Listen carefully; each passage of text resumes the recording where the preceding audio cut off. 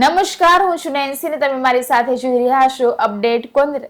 ગિરનારની તળેટીમાં વસેલું જુનાગઢ ગુજરાતનું 7મું મોટું શહેર.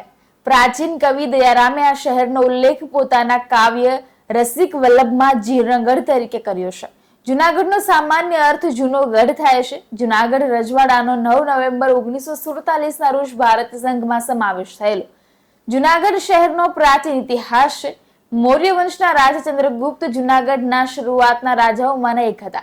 રાજા ચંદ્રગુપ્તે ઈસવીસન પૂર્વ 319 ઉપરકોટનો જિલ્લો બનાવ્યો હતો. ઉપરકોટ મૌર્ય સામ્રાજ્યનો અભિન્ન ભાગ બની ગયો હતો, પરંતુ આખરે તેને 300 વર્ષથી વધુ સમય માટે છોડી દેવામાં આવ્યો હતો. અનુગામી રાજાઓએ ઈસવીસન પૂર્વ 976 આસપાસ ઉપરકોટને ફરીથી સક્રિય કર્યું અને ચંદ્રગુપ્તના પૌત્ર મહાન રાજા અશોકે કિલ્લા ઉપર પોતાનું શાહી ચિહ્ન કોતરીને ઉપરકોટ ઉપર પોતાની છાપ છોડી દીધી હતી.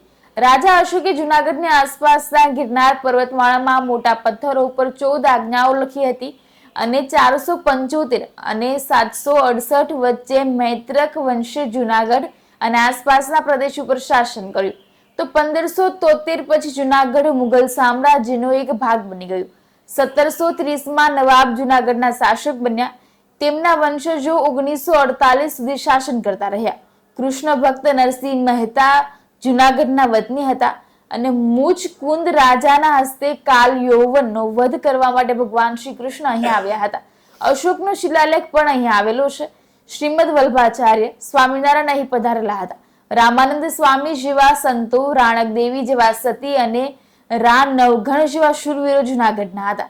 જૈન માન્યતા અનુસાર પોતાના લગ્નની ઉજવણીના ભોજન માટે પ્રાણીઓની કતલ થતી હોય અને 22મા તીર્થકર નેમિનાથના મનમાં વૈરાગ્ય ઉત્પન્ન થયો. તેમણે સર્વ સાંસારિક ભોગ સુખનો ત્યાગ કર્યો અને મોક્ષ મેળવવા માટે ગિરનાર ઉપર આવી સાધના કરવા લાગ્યા. અહીં તેમને કેવળ જ્ઞાન અને મોક્ષની પ્રાપ્તિ થઈ. ધીરુભાઈ અંબાણીએ અહીં શ્રી સ્વામી વિવેકાનંદ વિનય મંદિર શાળામાં અભ્યાસ કર્યો હતો. તો હવે જુનાગઢના જોવાલાયક સ્થળોની જો વાત કરીએ તો ઉપરકોટનો કિલ્લો. તો જુનાગઢની મધ્યમાં આવેલો આ કિલ્લો 3જી સદીમાં મૌર્ય સામ્રાજ્ય દ્વારા બનાવવામાં આવ્યો હતો, જે અંદાજે 8મી સદી સુધી વલ્લભીના શાસકોના કબજામાં રહ્યો હતો.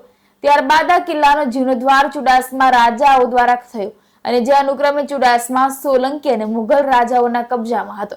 ઉપરકોટના કિલ્લામાં અડીકડી વાવ, નવઘણ કુવો, ઉપરકોટની ગુફાઓ, રાણક દેવીનો મહેલ, નીલમ તથા કડાનાળ તોપ, અનાજના કોઠારો તથા 7 તળાવ તરીકે ઓળખાતો વોટર ફિલ્ટર પ્લાન્ટનો જોવાલાયક સ્થળો છે. બીજું ભીમકુંડ અને સૂરજકુંડ. તો ગિરનારમાં ઘટી ઘટુકો નામે સ્થળની પાસે પ્રાચીન ભીમકુંડ આવેલું છે. આ ઉપરાંત સૂરજકુંડ પણ આવેલું છે. તો કોટમાંથી ઉપર ચડતા રાજુલ ગુફા આવે છે અને આગળ 7 પુડાનું ઝરણું આવે છે. ત્યાં પણ એક નાનો કુંડ છે. આગળ જો વાત કરવામાં આવે તો કપિલધારા કુંડ અને કમંડલ કુંડ. સાચા કાકાની જગ્યા પાસે મહાકાળીની ભવ્ય મૂર્તિ અને કપિલધારા નામે કુંડ છે. ત્યાંથી ગુરુ દત્તાત્રેય તરફ જતા માર્ગમાં કમંડલ કુંડ આવે છે. જો આગળ જોઈએ તો સીતાકુંડ અને રામકુંડ. હનુમાન ધારા નજીક સીતામઢી અને રામચંદ્રજીનું મંદિરનું નજીક આ કુંડ આવેલા છે. અને ગિરનાર પર્વત સાથે આવા ઘણા બધા જોવાલાયક સ્થળો જુનાગઢમાં જોવા મળે છે. તો આવા જ શહેરના અને વિસ્તારના ઇતિહાસ જાણવા માટે અમારી ચેનલને લાઈક, શેર અને સબસ્ક્રાઇબ જરૂરથી કરજો.